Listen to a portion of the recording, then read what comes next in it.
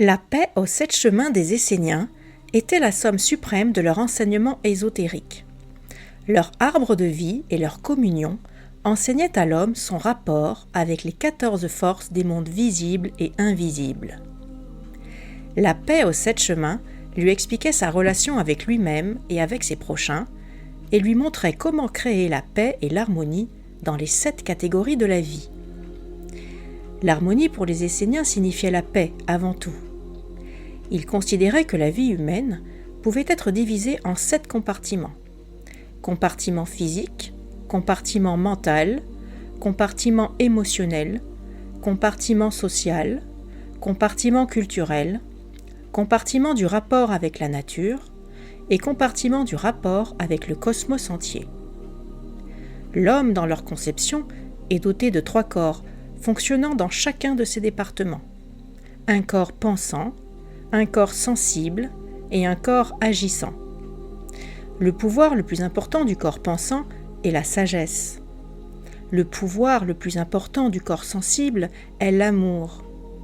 La fonction du corps agissant est de traduire la sagesse du corps pensant et l'amour du corps sensible en action, s'inscrivant dans les univers sociaux et culturels de chaque individu, et aussi de permettre à cet individu d'utiliser les forces terrestres et célestes. La paix aux 7 chemins explique l'utilisation de ces puissances et de ces forces avec la plus grande clarté. Chaque jour, à midi, on consacrait une contemplation de paix, et chaque sabbat était collectivement consacré à la paix unique, au cycle complet, couvrant toutes les phases de la vie de l'homme accomplie pendant une période de 7 semaines.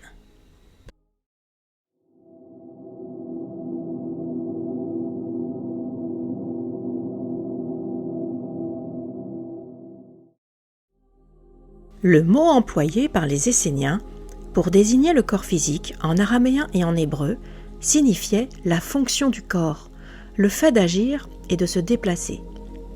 Cela constituait une différence notable par rapport à d'autres systèmes de représentation. Les Grecs, par exemple, exaltaient le corps pour ses qualités esthétiques, ses proportions et sa beauté, et ne lui attribuaient pas de valeur plus profonde. Les Romains ne voyaient dans le corps qu'un instrument de force et de puissance pour la conquête des nations, un support pour aller planter l'aigle de Rome dans le sol de terre lointaine. Les chrétiens médiévaux dédaignaient le corps, le considérant comme la source de tous les problèmes rencontrés par l'homme, comme une barrière entre l'homme et Dieu. Les Esséniens avaient une compréhension beaucoup plus profonde. Ils savaient que le corps agissant, un corps en évolution depuis des centaines de milliers d'années, contenait toutes les lois de la vie et du cosmos, et qu'il renfermait les clés de l'univers tout entier. Ils examinaient le rôle du corps par rapport au rôle global de l'homme dans l'univers, et l'idée qu'ils s'étaient forgée de ce rôle était largement plus grandiose que celle qu'on peut trouver dans les autres systèmes de représentation du monde. Ils considéraient que l'homme avait 3 rôles. En premier lieu, un rôle d'évolution individuelle. En deuxième lieu, une fonction au regard de la planète sur laquelle il vit. Et en troisième lieu, un objectif en tant qu'unité du cosmos. Le corps agissant a son rôle à jouer dans chacun de ces 3 rôles. C'est un produit divin, créé par la loi pour un dessein du Créateur, nullement subordonné à quelque autre instrument de l'homme, ni à rien de ce qui est présent à l'univers. C'est un contenant dans l'expectative que l'homme fasse un usage conscient de ses énergies terrestres et spirituelles. Les Esséniens savaient que l'homme n'est pas un être isolé dans l'univers, mais qu'il est au contraire un être parmi d'autres êtres présents sur la Terre et sur d'autres planètes, et que tous ces êtres ont des corps agissants qui évoluent exactement comme celui de l'homme. Tous ces corps agissants sont donc reliés entre eux et interagissent les uns sur les autres. La santé corporelle et la vitalité de chaque individu est par conséquent primordiale à la fois pour lui-même et pour tous les autres êtres sur la Terre et sur toutes les autres planètes. Les pratiques quotidiennes des Esséniens dérivaient de cette conception dynamique et multiforme du corps agissant en tant que partie intégrale de l'univers tout entier. Leur santé et leur vitalité extraordinaire étaient un résultat de cette conception. Ceux qui rejoignaient leur fraternité recevaient un entraînement spécifique destiné à perfectionner leur corps agissant dans chacun de ces 3 rôles, et ils apprenaient à l'adapter au champ de force en constant changement dans lequel ils vivaient et agissaient. On leur enseignait les effets qu'ont sur l'organisme les différentes nourritures et les différentes forces naturelles de la terre, du soleil, de l'air et de l'eau. On leur demandait de suivre certains rituels utilisant ces forces, par exemple à démarrer chaque journée par une ablution d'eau froide et d'exposer leur corps 1 fois par jour aux rayons solaires. C'est à travers des expériences pratiques qu'ils apprenaient le pouvoir revitalisant de travailler dans les champs, les vergers et les jardins. On leur enseignait que les maladies étaient causées par des déviations par rapport à la loi. Ils apprenaient à soigner les maladies résultant de ces déviations. On leur enseignait les qualités et les puissances curatives des différentes herbes et des différentes plantes.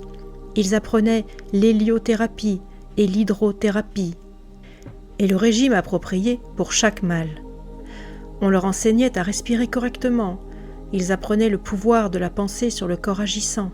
Ils apprenaient la valeur matérielle et spirituelle de la modération en toutes choses, et que le jeûne est une technique qui permet de régénérer le corps et de développer la volonté, et de cette manière augmenter la puissance spirituelle.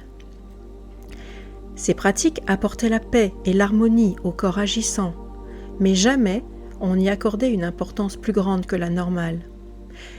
La considération et le soin qu'il lui apportait n'étaient destinés qu'à maintenir le corps agissant en bonne santé, comme un instrument par lequel il serait capable de mettre en œuvre des actes de sagesse et d'amour pour leur prochain.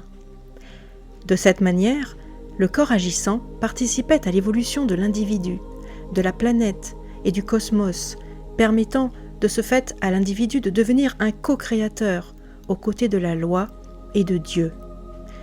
Voilà quelle était la première paix pratiquée par les Esséniens, la paix avec le corps.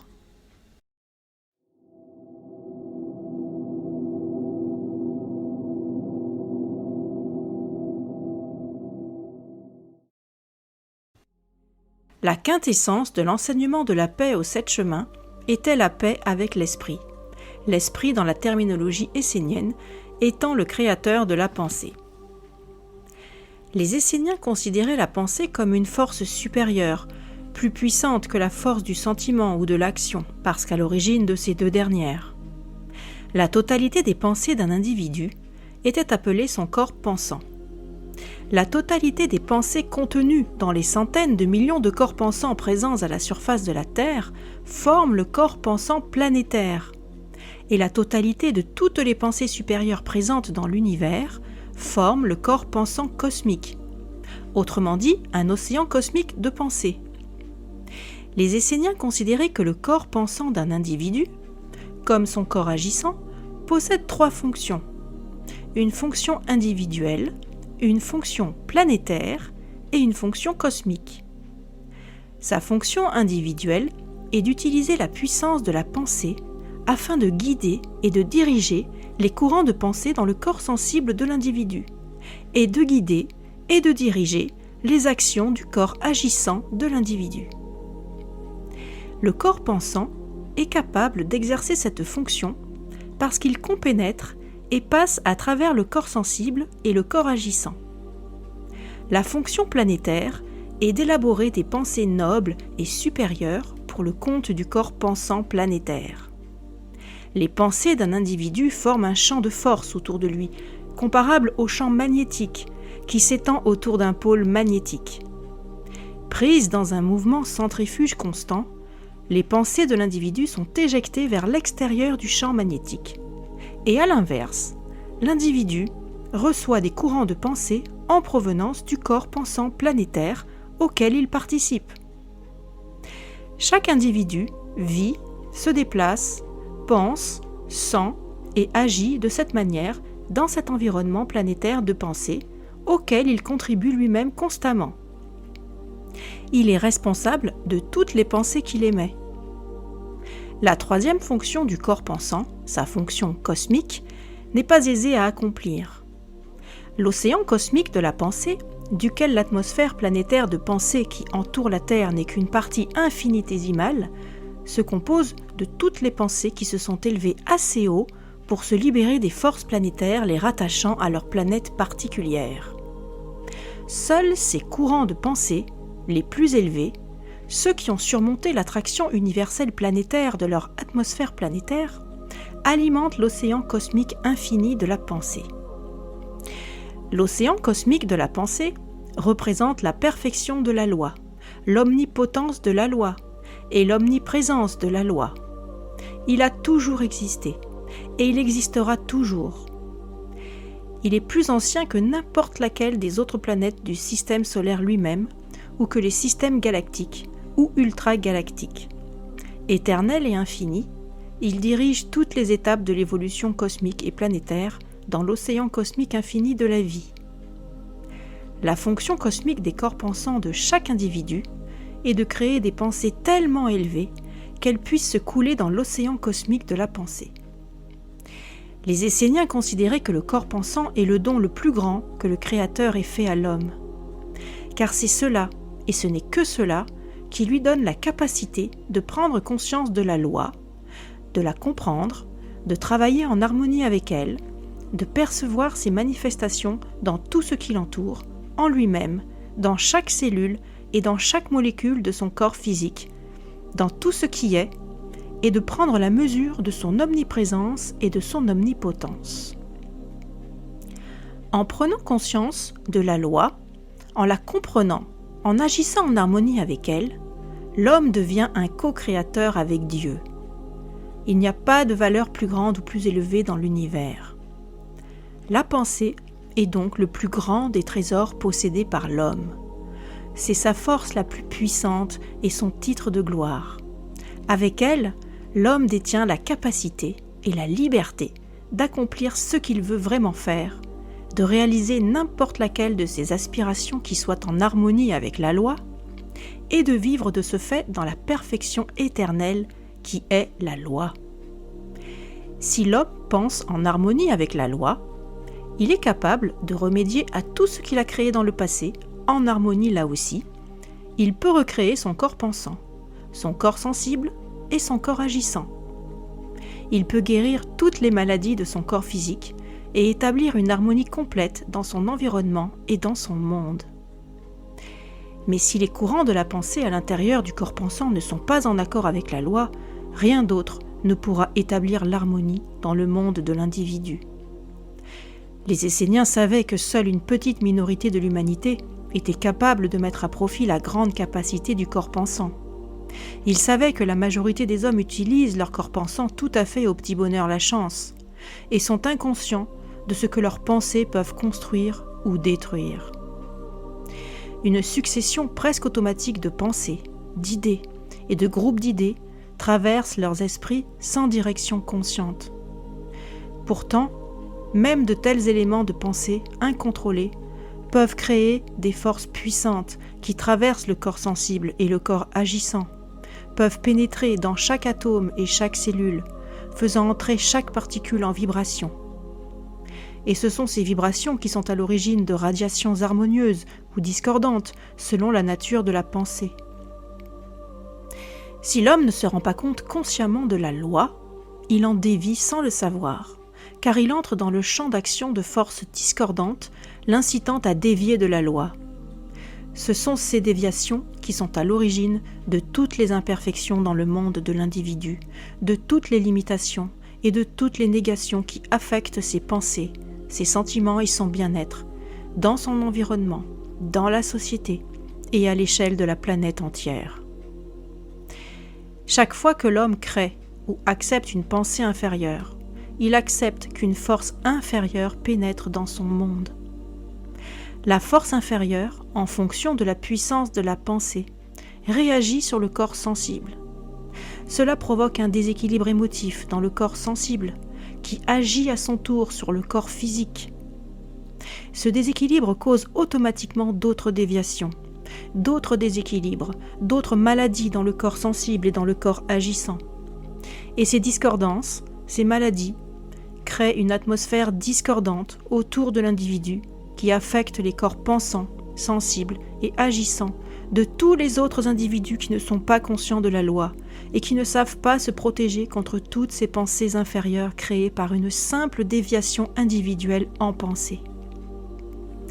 Ainsi, chaque individu qui nourrit une pensée inférieure, limitante, négative ou discordante est à l'origine d'une chaîne de déviation qui se répand dans toute la planète et dans l'ensemble des mondes planétaires, entraînant encore d'autres déviations, d'autres négations, d'autres limitations et d'autres discordances.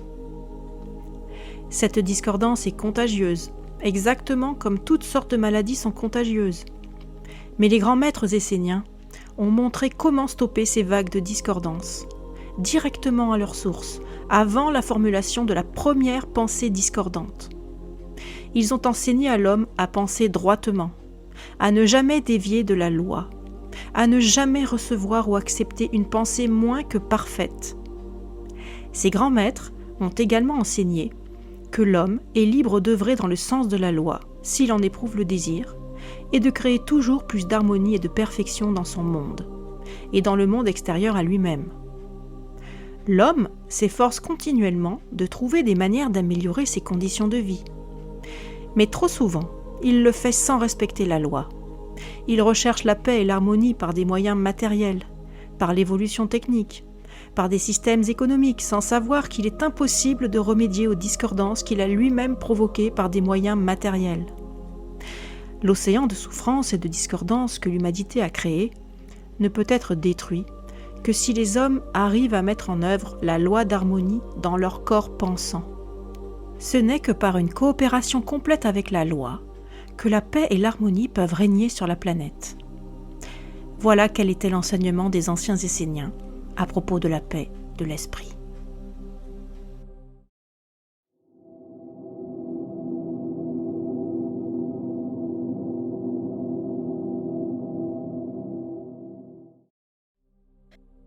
La troisième paix des Esséniens, la paix avec la famille, concerne l'harmonie dans le corps sensible, l'harmonie dans les émotions.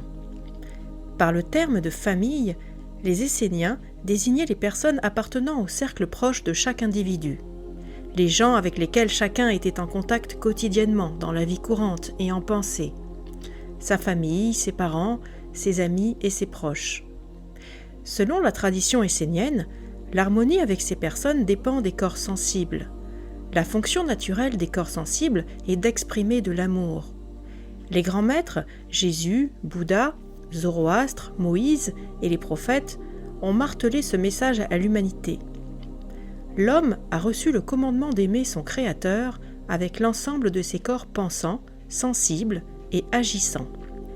La vie dans toutes ses sphères, dans tous ses aspects et dans toutes ses manifestations est la démonstration de l'amour créateur. L'amour divin est une grande puissance cosmique, une fonction cosmique.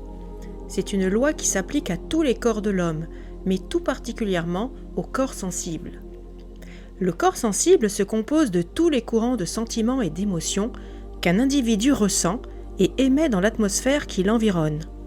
De même que les corps pensants de tous les individus présents à la surface de la planète créent une atmosphère pensante autour d'elle, de même, l'ensemble des corps sensibles crée une atmosphère sensible planétaire, invisible et impondérable, mais avec une influence et un pouvoir énormes. Chaque sentiment créé ou chaque émotion créée par un individu se fond dans l'atmosphère sensible de la Terre, résonnant comme en une espèce de co-vibration avec tous les sentiments semblables présents dans l'atmosphère de la Terre. Si un sentiment inférieur est émis, son créateur est immédiatement rapporté à tous les sentiments inférieurs semblables existant dans les corps sensibles présents à la surface de la Terre. Il ouvre ainsi la porte à un flux de puissance destructive qui se précipite en lui et prend le contrôle de ses sentiments, et souvent de son esprit, amplifiant ses propres sentiments inférieurs, exactement comme un haut-parleur amplifie ou intensifie les sons. Cette force destructive affecte directement le corps physique de l'individu. Elle affecte le fonctionnement des glandes endocriniennes et du système glandulaire dans sa totalité. Elle produit des cellules malsaines qui réduisent la vitalité de l'organisme, raccourcissent la vie et sont cause de souffrances infinies. Il n'est donc pas étonnant que des désordres nerveux et autres maladies apparaissent en si grand nombre, malgré tous les hôpitaux, tous les sanatoriums, tous les organismes médicaux, tous les laboratoires qui existent et tous les progrès accomplis en matière d'hygiène et de médecine. C'est qu'à travers son corps sensible, l'homme est devenu un automate qui s'auto-intoxique, soit qu'il dévie de la loi, soit qu'il agisse en méconnaissant la loi, en allant à contresens de la loi au lieu d'aller dans le sens de la loi. Les Esséniens savaient qu'il existe une grande discordance dans le corps sensible de presque tout le monde. C'est en étudiant le corps sensible des enfants en bas âge et des hommes primitifs qu'ils ont appris pourquoi. Le corps sensible d'un bébé enregistre d'abord les manifestations de l'instinct primitif de l'enfant en bas âge, c'est-à-dire l'instinct de conservation. Cet instinct réveille 3 émotions fondamentales, la crainte, la colère et l'amour. La crainte résulte d'un mouvement ou d'un bruit soudain. La colère est la conséquence d'une interférence avec la liberté du bébé. L'amour naît de la satisfaction de sa faim et de ses besoins. La crainte et la colère sont des sentiments inférieurs. Le sentiment d'amour, bien que d'ordre supérieur, reste rudimentaire chez le bébé. Le corps sensible du bébé est comme un volcan qui cracherait des émotions, dont la majorité serait d'ordre inférieur. Son corps pensant n'a pas encore commencé à fonctionner. Le corps sensible de l'homme primitif est semblable à celui de l'enfant en bas âge. Ses émotions, qui sont également principalement réduites à l'instinct de conservation, constituent une force puissante qui domine complètement son corps pensant embryonnaire. Chez l'enfant comme chez l'homme primitif, le corps sensible se développe longtemps avant le corps pensant. La priorité est de protéger le corps physique contre les dangers de la nature et d'en garantir la survie. L'instinct de conservation est une loi de la nature. Agir conformément à cet instinct est en harmonie entière avec la loi, et le restera jusqu'à ce que l'homme soit allé assez loin dans la mise à l'écart des dangers naturels et ait pu développer en conséquence son pouvoir de réflexion et de raisonnement. Mais il reste que, en tant que moteur des actions, le sentiment a une histoire beaucoup plus longue que la pensée. En conséquence, le sentiment tend à continuer à dominer la pensée, même une fois que l'enfant a grandi, même une fois que l'homme primitif se civilise. Aujourd'hui encore, pour la masse de l'humanité, le corps sensible domine le corps pensant. Voici la cause de la première déviation de l'homme par rapport à la loi. Par la puissance de la pensée, l'homme peut affronter chaque expérience de vie de manière plus adéquate que par la seule émotion irréfléchie. Mais le moteur des agissements de la plupart des gens se trouve bien plus dans des impulsions présentes au niveau du corps sensible que dans des pensées réfléchies. Il en résulte un terrible déséquilibre entre leurs corps. Comme les hommes civilisés adultes en sont à un stade d'évolution où ils ont effectivement acquis la capacité de penser, leurs agissements devraient être inspirés par la pensée. Or, ils permettent souvent que leurs agissements soient guidés par les émotions et les sentiments, comme c'était le cas à l'époque de leur enfance. Ce faisant, ils placent leur pouvoir en situation de porte-à-faux et de discordance. Cela est à l'origine d'un état psychologique régressif qui pèse sur leur existence entière. Leurs agissements et leurs actions demeurent par conséquent caractérisés par un tropisme égocentrique et égoïste, comme les agissements d'un petit enfant ou ceux d'un homme primitif. Mais comme l'homme civilisé adulte n'est plus ni un sauvage ni un enfant, il dévie de la loi s'il agit comme un petit enfant ou un homme primitif. Ces impulsions instinctives peuvent seulement participer de manière positive à l'évolution si elles sont contrôlées par les facultés intellectuelles. Il y a d'autres conséquences de cette déviation par rapport à la loi. La nature a donné à l'homme la capacité de penser afin qu'il ait la capacité de comprendre ses lois et de mettre sa vie en harmonie avec elles. L'homme peut accéder à un degré d'évolution plus élevé s'il guide sa vie par la pensée plutôt que par l'instinct. Par conséquent, s'il continue à laisser à son corps sensible la maîtrise de ses actions, il retarde non seulement sa propre évolution, mais aussi celle de la planète tout entière. S'il ne fait aucun effort pour comprendre la loi, si au contraire il la néglige, naturellement il aboutira à une situation de méconnaissance de cette loi et devra créer ses propres lois. de petites lois artificielles, caractérisées par un tropisme égocentrique et égoïste, et il en résultera, en bout du compte, une césure entre lui et le reste de la famille humaine, entre lui et la nature, et entre lui et la grande loi, autrement dit, le Créateur. C'est dans le corps sensible que se réalise la première déviation de l'homme par rapport à la loi. Et c'est là le début d'une longue chaîne de déviations qui sont les causes de toutes les discordances et de toutes les souffrances de l'homme sur la terre. Tous les grands maîtres de l'humanité, et ce depuis des milliers d'années, ont averti l'homme des conséquences qu'il y aurait à laisser les corps sensibles déviés par rapport à la loi. Bouddha, en particulier, a bien expliqué comment ces déviations aboutissaient à des souffrances pour l'individu et des souffrances pour toute l'humanité. Les Esséniens ont donc montré que le corps sensible pourrait être un instrument extrêmement efficace pour la production de santé, de vitalité et de bonheur, et qu'à condition de bien savoir faire fonctionner cet instrument pour exprimer de l'amour, l'homme a la capacité de créer le royaume du ciel en lui et autour de lui, et pour la famille humaine entière. Le concept essénien de paix de la famille est une expression de la grande loi. Cette expression, c'est l'amour des hommes envers les autres hommes, ce qui est une loi révélée pour les petits-enfants, mais aussi une vérité souvent cachée aux esprits des hommes.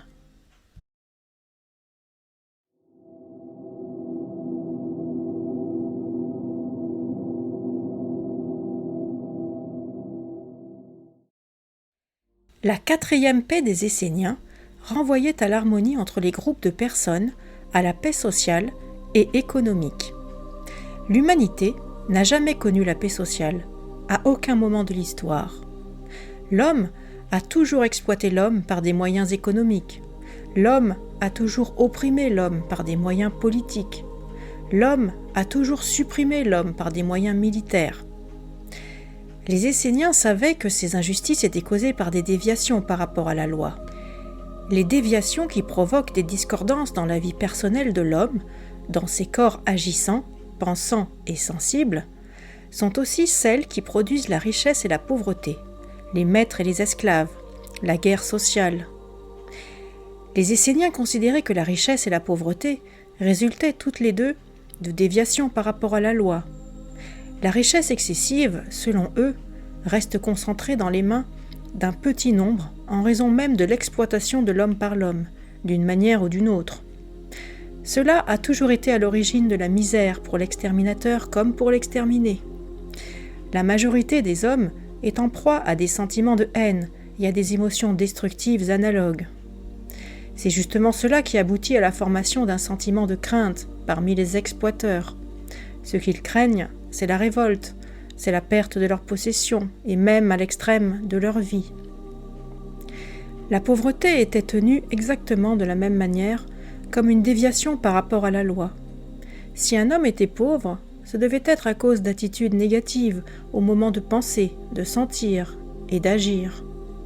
Un homme pauvre était avant tout un homme ignorant de la loi, un homme qui n'arrivait pas à régler son attitude sur la loi. Les Esséniens avaient pourtant montré que le monde dispose de toutes choses en abondance, pour le bonheur et l'abondance de tous les hommes. La rareté et la surabondance sont tous les deux des états artificiels, des déviations par rapport à la loi. Ils produisent le cercle vicieux de la crainte et de la révolte, une atmosphère permanente de discorde qui affecte les corps pensants, sensibles et agissants, des riches comme des pauvres, en créant et en entretenant un état d'agitation, de guerre et de chaos. Telle a toujours été l'histoire des sociétés humaines. Les riches comme les pauvres souffrent des conséquences de leur déviation. Les Esséniens savaient qu'il n'y avait pas d'échappatoire à ce cercle vicieux de l'oppression, de la haine et de la violence, des guerres et des révolutions, à moins de lutter contre l'ignorance des individus. Ils savaient qu'il faut longtemps à un individu pour changer ses idées et sa manière de penser, et pour apprendre à coopérer avec la loi. C'est pourtant à chaque individu qu'il appartient d'opérer ce changement. Personne d'autre ne peut le faire à sa place. Mais les Esséniens étaient aussi persuadés qu'il est possible de faire progresser l'intelligence de la loi, par la vertu de l'enseignement et de l'exemple. Le mode de vie qu'ils proposaient en modèle était aussi éloigné de la pauvreté que de l'excessive richesse. Ils démontraient dans leur vie quotidienne que si un homme mène une vie conforme à la loi, s'il cherche à comprendre la loi et à coopérer de manière consciente avec elle, il ne connaîtra pas le manque. Il sera en position de maintenir une harmonie en toutes choses et dans chacun de ses actes, dans chacune de ses pensées, dans chacun de ses sentiments, et tous ses besoins seront satisfaits. La solution que les Esséniens proposaient pour garantir l'harmonie économique et sociale est valable pour toutes les époques de l'histoire, pour le présent, aussi bien que pour le passé. Elle articulait 4 facteurs. Premier facteur, s'isoler des lieux de vie chaotiques choisis par la grande majorité des hommes qui refusent d'obéir à la loi naturelle et cosmique. Deuxième facteur, mettre en œuvre un système social pratique fondé sur la loi naturelle et cosmique. Troisième facteur, communiquer ses idées au monde extérieur par le biais de l'enseignement, et aussi en soignant et en aidant les autres en fonction de leurs besoins. Quatrième facteur, attirer dans les communautés esséniennes d'autres individus qui se trouvent à un stade d'évolution suffisant pour vouloir coopérer avec la loi. Les Esséniens s'étaient retirés des villes et des villages où régnait la discorde. Ils avaient formé des communautés de frères sur les bords des lacs et des rivières, où ils pouvaient vivre et œuvrer en obéissant à la loi. Ils y avaient établi des systèmes économiques et sociaux fondés intégralement sur la loi. Il n'y avait ni riches ni pauvres dans leur fraternité.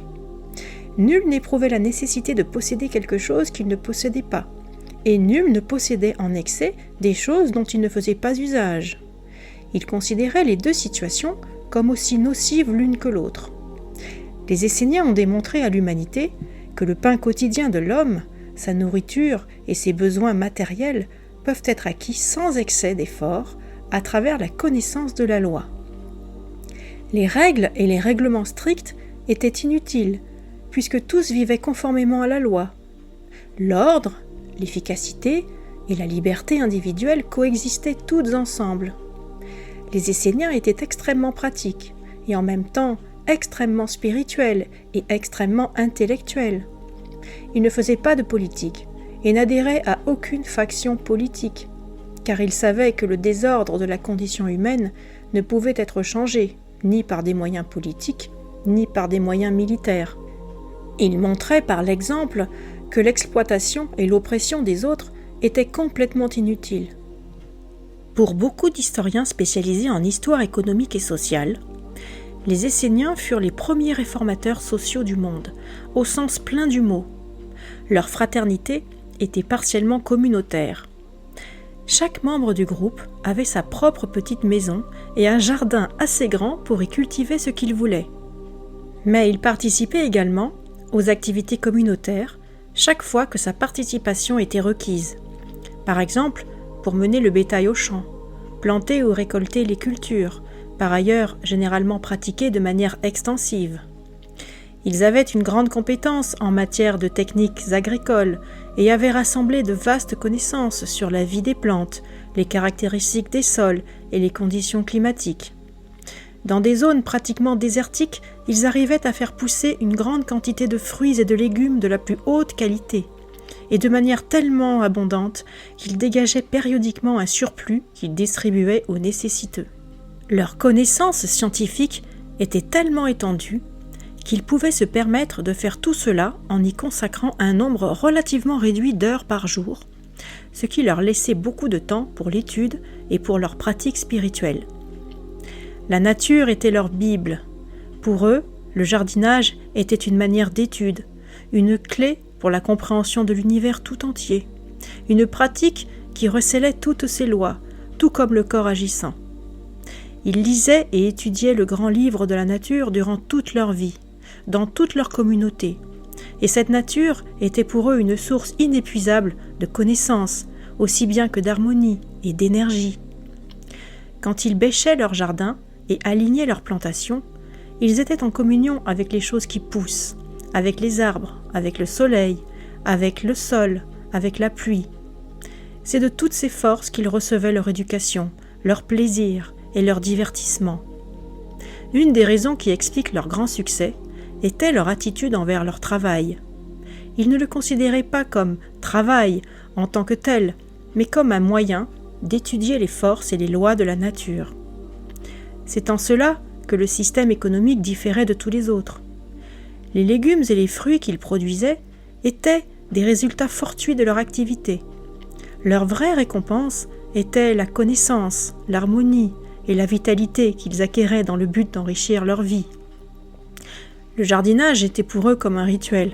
Un silence grand et impressionnant régnait, tandis qu'ils œuvraient en harmonie avec la nature, créant de véritables royaumes du ciel à l'échelle de leur fraternité.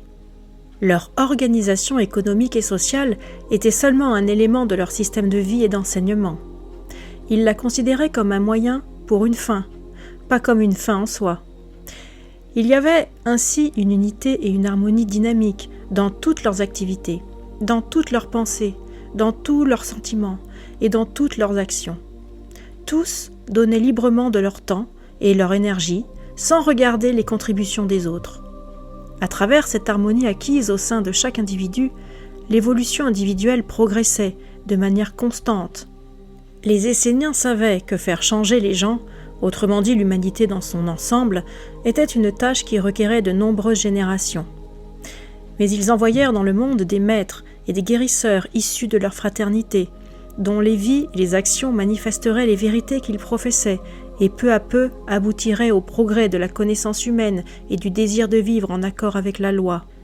La fraternité de la Mère Morte, durant des siècles, a ainsi envoyé dans le monde des maîtres tels que Saint Jean-Baptiste, Jean le Bien-Aimé, et le très grand maître essénien que fut Jésus. Ces maîtres allaient avertir les hommes à de très nombreuses reprises des conséquences que pouvaient avoir les déviations de l'homme en matière économique et sociale par rapport à la loi. Des prophètes, l'un après l'autre, furent envoyés pour avertir des dangers que faisaient encourir les injustices sociales qui existaient autrefois comme elles existent aujourd'hui. Et ces dangers ne menaçaient pas seulement les individus et les groupes coupables de telles déviations. Ils menaçaient aussi tous ceux qui aidaient ou d'une manière ou d'une autre collaboraient avec les déviants. La masse des hommes n'a pas écouté ces avertissements, car ils n'étaient pas disposés à lutter pour faire progresser leur compréhension de la paix sociale et économique. Seuls les quelques individus les plus évolués reçurent le message. Quelques-uns d'entre eux furent choisis pour travailler dans les fraternités comme exemple de paix et d'harmonie dans tous les aspects de l'existence. Les Esséniens savaient qu'à travers l'effet cumulatif de l'exemple et de l'enseignement, la minorité des hommes qui seraient capables de comprendre et d'obéir à la loi grandirait à travers les générations pour se convertir finalement dans la majorité de l'humanité. C'est alors, et seulement alors, que l'humanité connaîtrait la 4e paix des Esséniens, la paix avec l'humanité.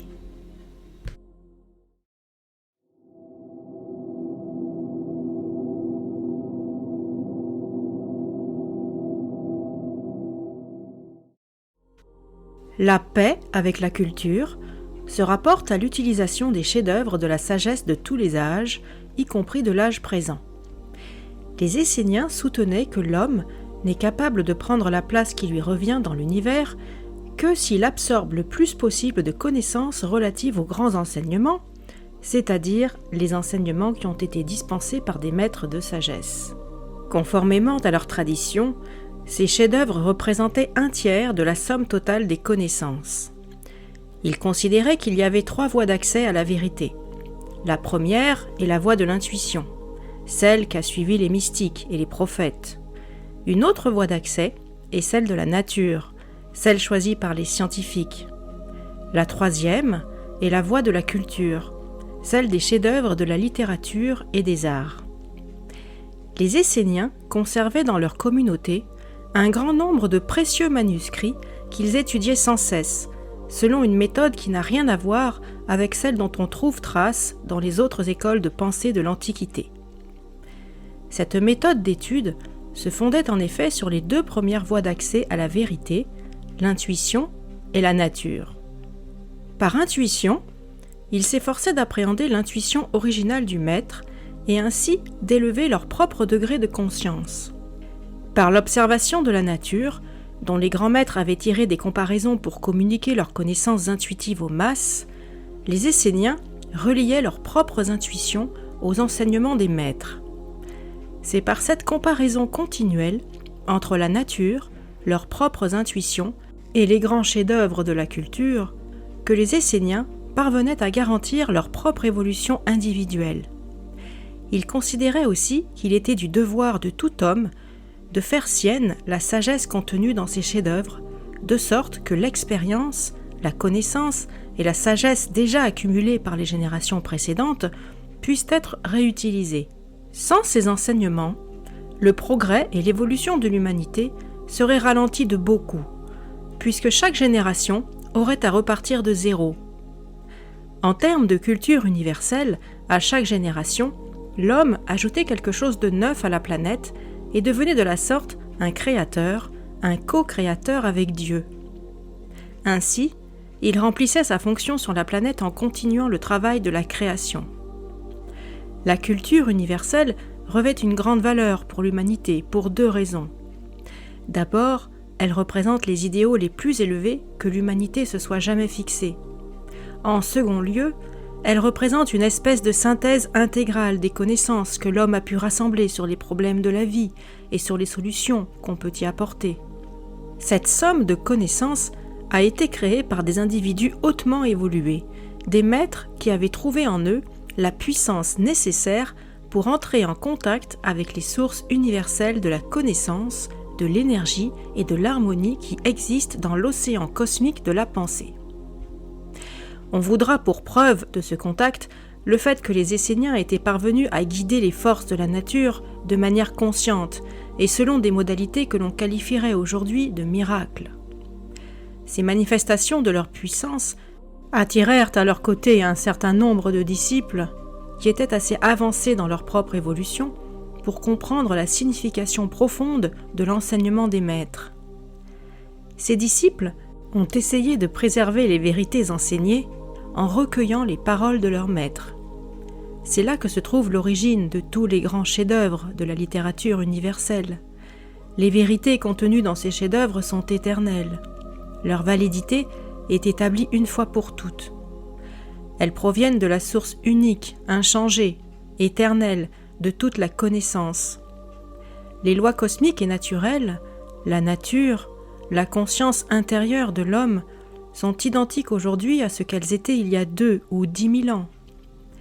De tels enseignements n'appartiennent pas à une école de pensée ou à une religion unique. Les Esséniens croyaient qu'il était du devoir de l'homme d'étudier tous les livres sacrés de l'humanité, toutes les grandes contributions à la culture, car ils savaient que tous enseignent la même sagesse sans âge et que les contradictions apparentes s'expliquent par le caractère univoque des commentaires rajoutés postérieurement. Le but de l'étude, pour eux, n'était pas de rajouter tel ou tel fait supplémentaire au stock de connaissances qu'un individu peut déjà posséder. Il s'agit de donner accès aux sources de la vérité universelle. Ils considéraient que, quand un homme lisait un grand livre sacré, les symboles des lettres et des mots eux-mêmes créaient dans le corps pensant de puissantes vibrations et de véritables courants de pensée. Ces vibrations et ces courants de pensée mettaient l'individu en contact avec le corps pensant du grand maître qui avait fait la découverte de telle ou telle vérité.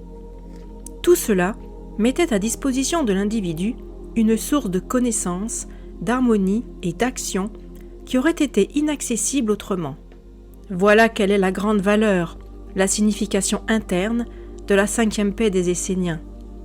Ces grands chefs-d'œuvre sont apparus dans des périodes de l'histoire où l'humanité se trouvait plongée dans un grand chaos.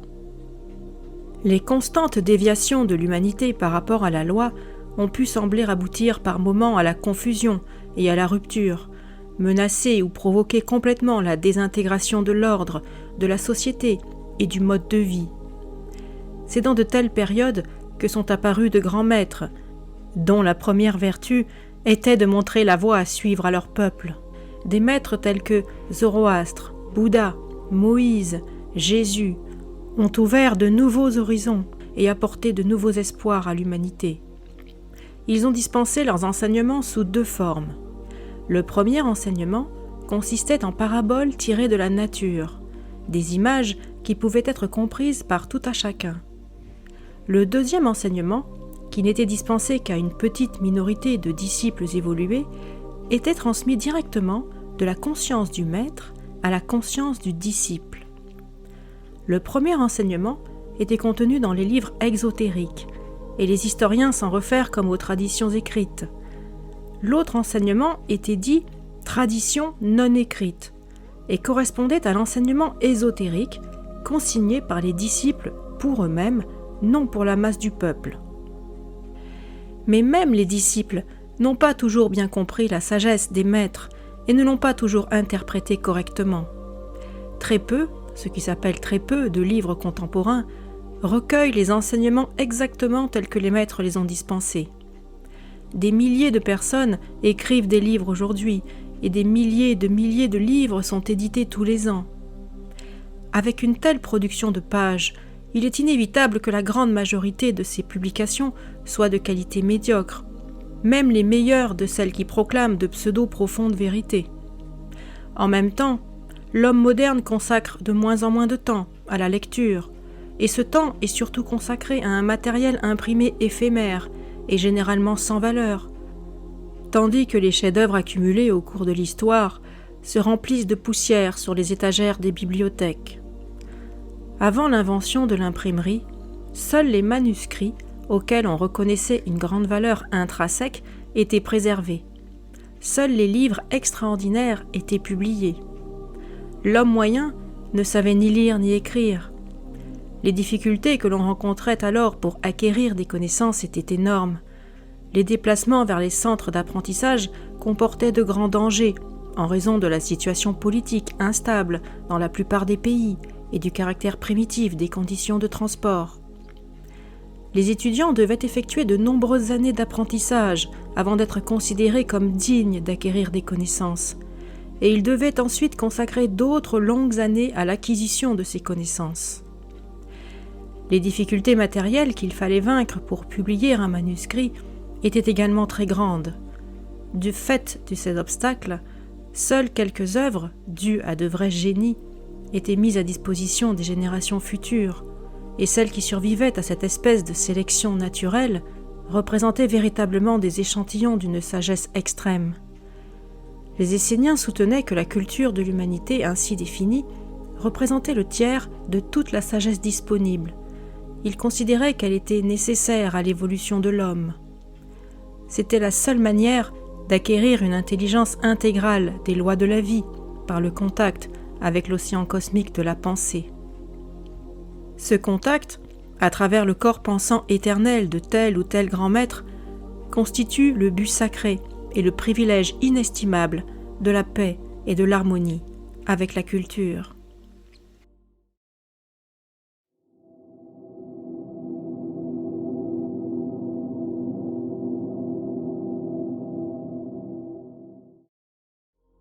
La 6e paix enseigne l'harmonie avec les lois de la nature terrestre, autrement dit, le royaume de la mer terrestre. L'unité de l'homme et de la nature est le principe de base de la science essénienne de la vie. L'homme est une partie intégrale de la nature.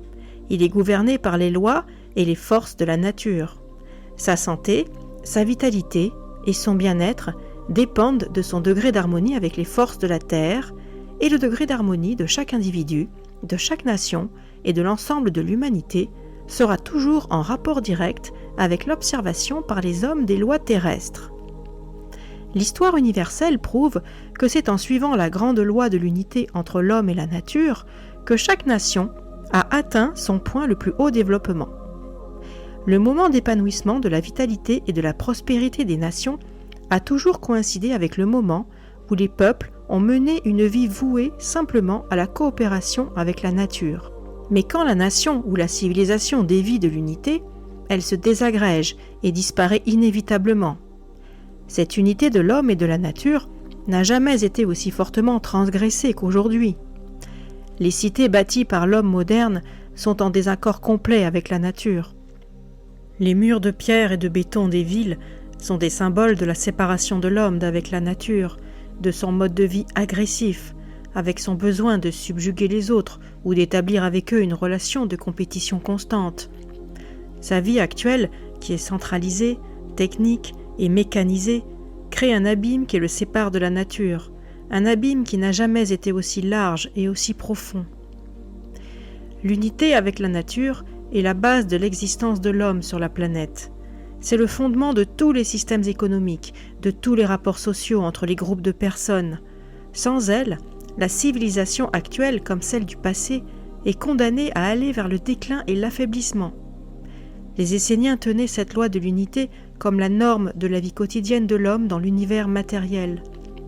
L'humanité avait déjà la connaissance de cette grande loi dans les temps précédant le cataclysme du Pléistocène.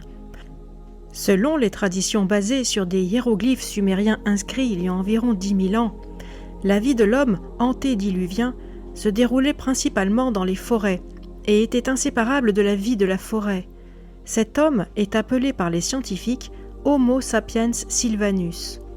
Les arbres géants de cette époque, hauts de plusieurs centaines de pieds, non seulement fournissaient aux hommes des abris, mais régulaient aussi la température et l'humidité de l'atmosphère. Ils fournissaient à l'homme sa nourriture sous forme de fruits produits en abondance.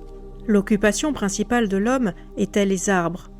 Non seulement il les cultivait et en prenait soin, mais il créait de nouvelles variétés, produisant de nouvelles sortes de fruits. Il était un grand arboriculteur qui vivait en harmonie avec toutes les forces de la nature. Il collaborait avec elle de toutes sortes de manières, à la fois en étendant les surfaces boisées et en s'abstenant de nuire aux arbres. Cet homme antédiluvien, de l'âge de la forêt, dépourvu de toute technique, était une démonstration presque parfaite de la grande loi de l'unité et de l'harmonie entre l'homme et la nature. Dans la philosophie de tous les enseignements anciens, l'unité de l'homme avec les forêts était une caractéristique de base. L'idée de l'unité de l'homme et la nature a inspiré de grands penseurs, de grands philosophes et des systèmes entiers de pensée zoroastre qui a fondé sur cette idée une grande partie de son enseignement contenu dans le Zend Avesta. Il cherchait à renouveler les anciennes traditions et à ramener l'homme à ce mode de vie harmonieux, fondé sur la collaboration avec la nature terrestre. Il enseignait à ses disciples qu'il était de leur devoir de maintenir en l'état les terrains fertiles, d'étudier l'art du jardinage et toutes les lois de la nature, de collaborer avec ses forces pour améliorer l'ensemble du royaume végétal et de l'étendre sur la surface de la terre tout entière. Il invitait ses disciples à participer activement au développement de tous les aspects de la nature terrestre, les plantes, les arbres et tous leurs produits dérivés. C'est dans ce but qu'il encourageait tous les pères à planter un arbre fruitier à chaque anniversaire de leurs enfants, et à l'occasion de leur 21e anniversaire, à faire aux jeunes adultes le don de 21 arbres fruitiers en même temps que de la parcelle sur laquelle ils avaient grandi. Cela devait être l'héritage de chaque enfant. Le père était aussi tenu d'enseigner à ses enfants toutes les lois du jardinage et de la collaboration pratique avec la nature, de sorte qu'ils puissent satisfaire à tous leurs propres besoins futurs. L'existence idéale pour l'homme, selon Zoroastre, est celle du jardinier, qui est constamment en contact avec le sol, l'air, le soleil et la pluie, c'est-à-dire avec les forces de la nature et qui peuvent en étudier les lois. Zoroastre considérait que l'étude du grand livre, qu'est le livre de la nature, constituait le premier pas à faire pour créer la paix et l'harmonie dans le royaume de la mer terrestre.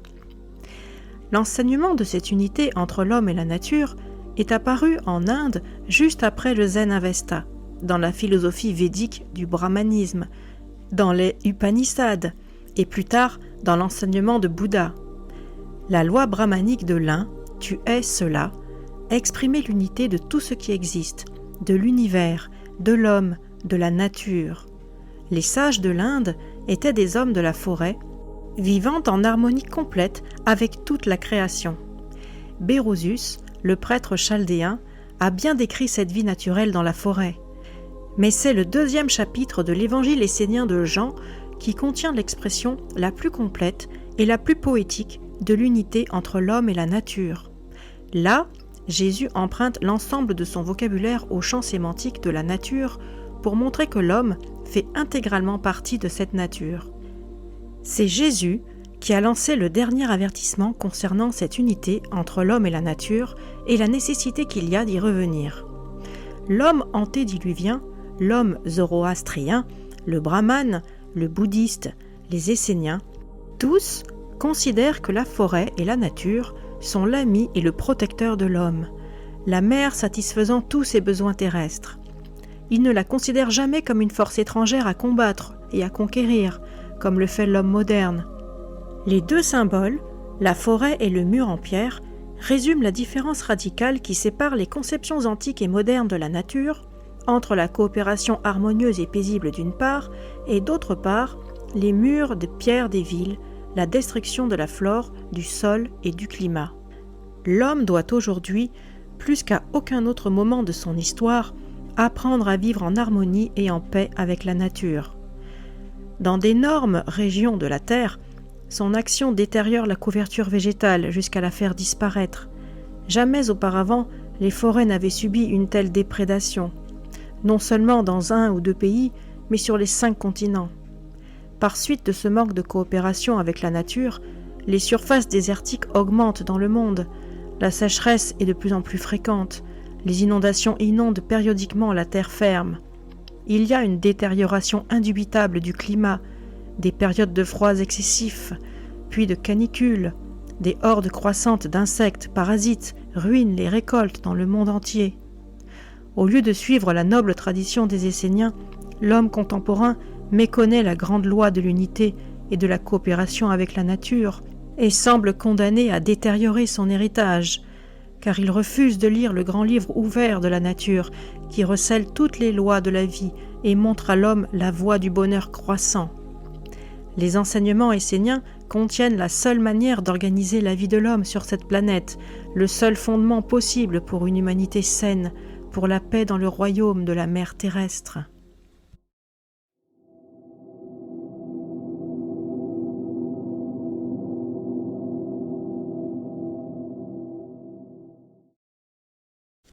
Cette paix, la 7e, inclut tous les autres aspects de paix. Le royaume du Père Céleste est l'univers, le cosmos entier. Il est gouverné par la loi unique, la somme de toutes les lois. Le Père Céleste est la loi. La loi est partout présente. Elle est derrière tout ce qui est manifeste et tout ce qui est caché. Une pierre tombe selon la loi. Une montagne s'élève selon la loi. Les mers fluctuent selon la loi. C'est conformément à la loi que le système solaire est né, évolue et disparaît. Les idées, les sensations, les intuitions vont et viennent dans la conscience de l'homme, conformément à la loi. Tout ce qui est concret ou abstrait, matériel ou immatériel, visible ou invisible, est gouverné par la loi unique. La loi n'a pas plus de forme qu'une équation mathématique n'a de forme. Pourtant, elle contient toute la connaissance, l'amour, toute la puissance. Elle manifeste éternellement toute la vérité et toute la réalité. Elle est le maître et l'ami de l'homme. Elle est ce qui lui montre tout ce qu'il doit faire, tout ce qu'il doit savoir, tout ce qu'il doit être pour évoluer vers ce qu'il devra être un jour. La loi guide l'homme vers la solution de chaque problème. Elle l'aide à surmonter chaque obstacle en lui donnant toujours la solution parfaite. La paix avec la loi signifie la paix et l'harmonie avec l'océan cosmique de toutes les forces cosmiques présentes dans l'univers. C'est à travers cette paix que l'homme entre en contact avec tous les courants et tous les rayonnements supérieurs de toutes les planètes présentes dans l'espace cosmique. C'est à travers elles qu'il devient capable de prétendre à la réalisation de son unité, et avec toutes les forces présentes dans l'univers, celles présentes sur la Terre et celles présentes sur toutes les autres planètes du système solaire, et sur celles de tous les systèmes galactiques. C'est par cette paix qu'il peut s'unir aux valeurs les plus élevées de l'univers. C'est cette paix qui éveille l'intuition intérieure des mystiques et des prophètes. C'est par cette paix que l'homme entre en contact avec son Créateur. Cette paix accomplit l'évolution de l'homme. Elle lui apporte le bonheur total. C'est son objectif final. L'homme est une partie de la totalité de l'univers. Il forme une unité non séparée du tout. Il se pense indépendamment de l'univers parce qu'il a pris conscience de lui-même en tant qu'individu. Il est devenu conscient de lui-même et s'est centré sur lui-même, mais cela n'a rien à voir avec l'égocentrisme lié à l'instinct de conservation. Ce sentiment de séparation provoque la prise de conscience par l'homme d'un manque, d'une limitation. En pensée, il s'est mis à l'écart de l'abondance de l'univers, il s'est fermé à la source de toutes les ressources. Or, ces ressources sont matérielles et immatérielles. Elles satisfont les besoins tangibles, visibles de la vie quotidienne. Elles fournissent les ressources universelles en termes d'énergie, de vitalité et de puissance, dont la plus importante reste l'amour. Les Esséniens considéraient que l'homme est pris dans un champ des forces à la fois terrestre et planétaire, et que son évolution individuelle dépend du degré avec lequel il coopère avec ces forces. Mais il y a d'autres forces, d'un ordre supérieur, avec lesquelles il est encore plus important qu'ils soient en harmonie. Il s'agit là des courants spirituels en œuvre dans l'océan cosmique de la conscience cosmique. Ces courants plus élevés ne se mélangent pas avec les courants terrestres et les courants planétaires. C'est par ses propres efforts, par sa volonté propre, que l'homme doit accéder à cet océan cosmique de la vie universelle. C'est ainsi, et seulement ainsi, qu'il peut réaliser son unité avec la loi. Pour comprendre clairement ce que cela signifie, il faut considérer l'univers dans son ensemble et comprendre qu'il s'agit d'une totalité qui englobe toutes ses parties, tout l'amour, toute vie, toute la connaissance, toute la puissance, toute la substance. L'univers est la somme de toutes les substances, parce que c'est à partir de l'univers que toutes les choses sont formées.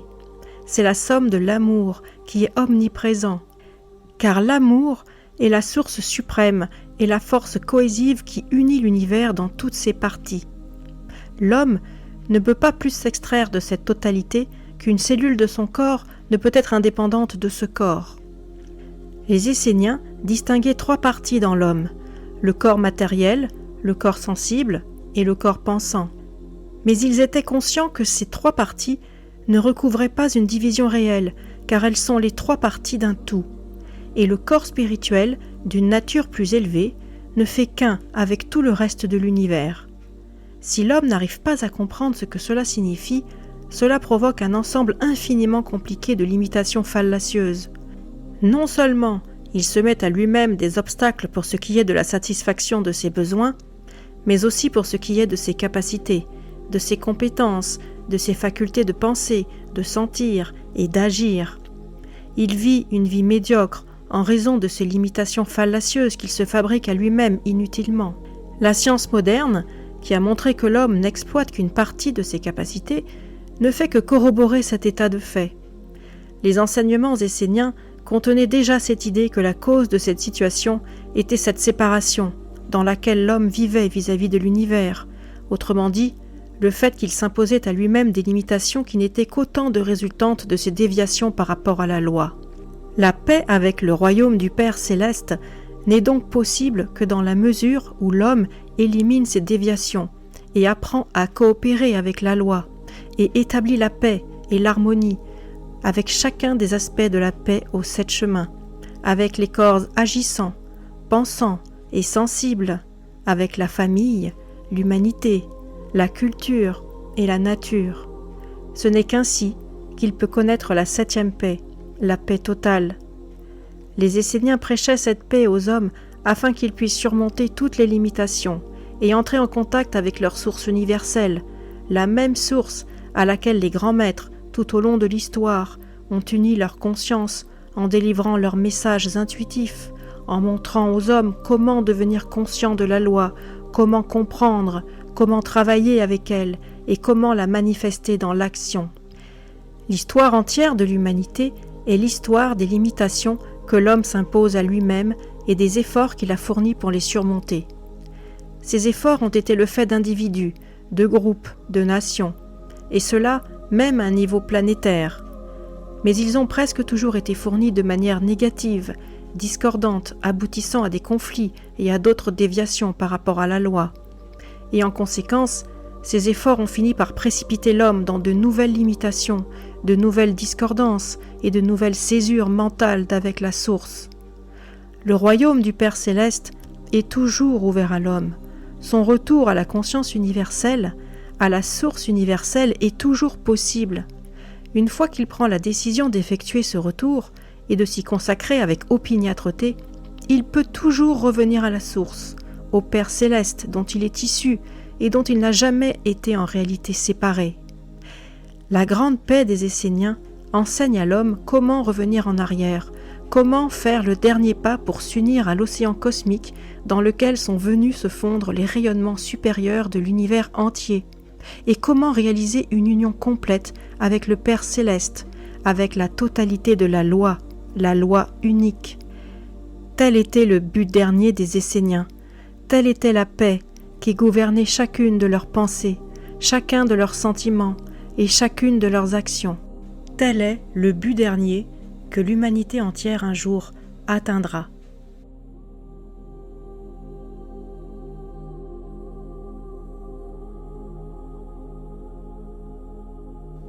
Le vœu que les néophytes devaient prononcer avant de recevoir les paroles des communions était divisé en 7 parties, conformément au caractère sacré du chiffre 7 chez les Esséniens. Ce vœu était le suivant. Première partie. Je veux faire de mon mieux, et je ferai de mon mieux, pour vivre comme l'arbre de vie, planté par les grands maîtres de notre fraternité, aux côtés de mon Père céleste qui a planté le jardin éternel de l'univers et qui m'a donné mon esprit, aux côtés de ma mère terrestre qui a planté le grand jardin de la terre et qui m'a donné mon corps, aux côtés de mes frères qui œuvrent dans le jardin de notre fraternité. Deuxième partie. Je veux faire de mon mieux, et je ferai de mon mieux pour célébrer chaque matin mes communions avec les anges de la mère terrestre, et chaque soir avec les anges du Père céleste, comme l'ont établi les grands maîtres de notre fraternité. Troisième partie. Je veux faire de mon mieux, et je ferai de mon mieux pour suivre la voie de la paix aux 7 chemins. Quatrième partie. Je veux faire de mon mieux, et je ferai de mon mieux pour perfectionner mon corps agissant, mon corps sensible et mon corps pensant, conformément aux enseignements des grands maîtres de notre fraternité. Cinquième partie. J'obéirai toujours et partout, avec respect, à mon maître, qui me donne la lumière des grands maîtres de tous les temps. Sixième partie. Je me soumettrai à mon maître, et j'accepterai sa décision quant aux différends et aux plaintes que je pourrais avoir à l'encontre de l'un ou de l'autre de mes frères qui œuvrent dans le jardin de notre fraternité, et je ne me plaindrai jamais contre un de mes frères dans le monde extérieur. Septième partie. Je garderai toujours et partout le secret sur les traditions de notre fraternité telles que mon maître me les aura enseignées, et je ne révélerai jamais à personne ces secrets sans la permission de mon maître. Je ne réclamerai jamais comme mienne la connaissance que j'aurai reçue de mon maître, et je lui accorderai toujours le crédit de toute cette connaissance. Je n'emploierai jamais la connaissance et la puissance que j'aurai acquises au contact de mon maître pour des buts matériels ou égoïstes. Extrait du manuel de discipline des manuscrits de la Mère Morte. Au lever du jour, j'embrasse ma mère. À la tombée de la nuit, je rejoins mon père. Et à l'occasion de chaque soir et de chaque matin, je respirerai leurs lois, et je me garderai d'interrompre ces communions jusqu'à la fin des temps.